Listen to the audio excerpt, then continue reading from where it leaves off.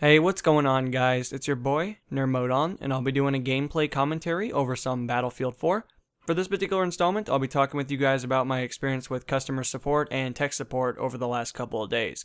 To really digest right into it, I want to let you guys know that it's been a lot of frustrations. It's been almost a living hell, but there's always a good thing to come out of every circumstance, and that is that I didn't have to pay for additional services.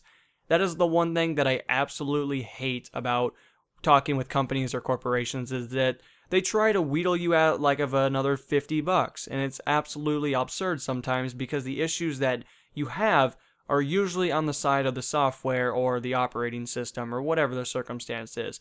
And it drives me nuts when companies try to scam you a little bit more to get a little bit more out of, their profit margin.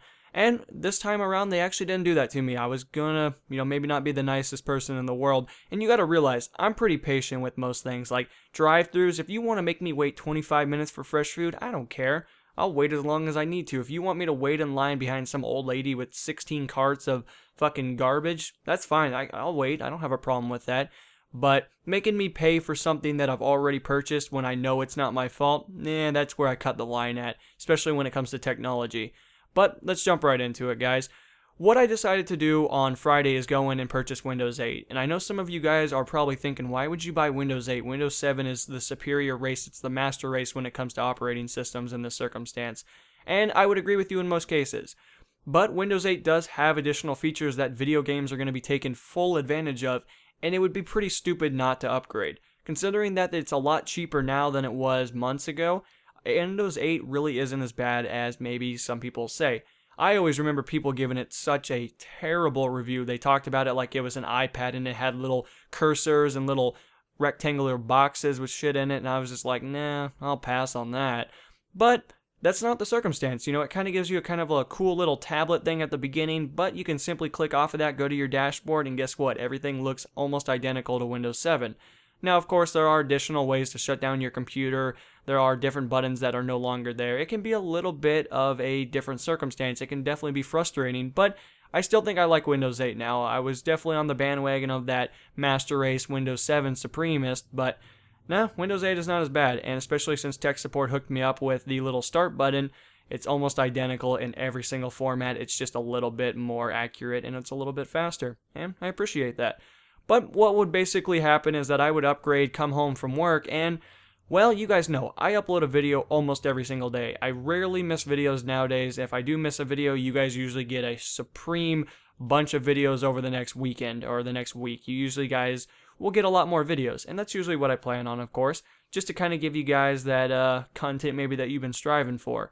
But when it came down to the realistic output of what actually would happen is that my programs would no longer work. Applications would just not work with Windows 8. I had a huge problem with Vegas trying to accept files. I could start it up, but it would not take PC gameplay for some reason. It just did not like that AVI file that I've been using for the last year, and nothing changed. Everything was the exact same, but Windows 8 just kind of fucked something up. So I contacted Windows, had them do a full analysis of my computer. They checked every single file. They did every little loophole trick that they could think of on their head. I went through multiple people at Microsoft. I went to the help desk. And guess what? Everything got fixed, because you want to know how I had to fix it? I had to basically delete the application, reinstall it, and everything worked fine. And it was complicated because when I purchased Windows 8 the first time, I was told that there would be no issues. I told that as long as I don't mess anything up in the installation process, it's going to transfer over just perfectly fine, followed by my applications and files and personal information. And I was pretty excited about that. But, some things just don't exactly work out how they're supposed to, and Windows was awesome. They helped me a lot, but, this particular issue I had to fix by myself. I still have a couple of issues with a couple of other things, but I can fix that by simply just calling the actual manufacturer of the software, and a lot of that'll be fixed. Tech support was pretty helpful, and I appreciated that, but it still pissed me off that I had to spend over 20 hours trying to fix the problem and talking with somebody on the phone. But guys, that has been my story. I hope you enjoyed, and I'll see you in the next installment. Peace.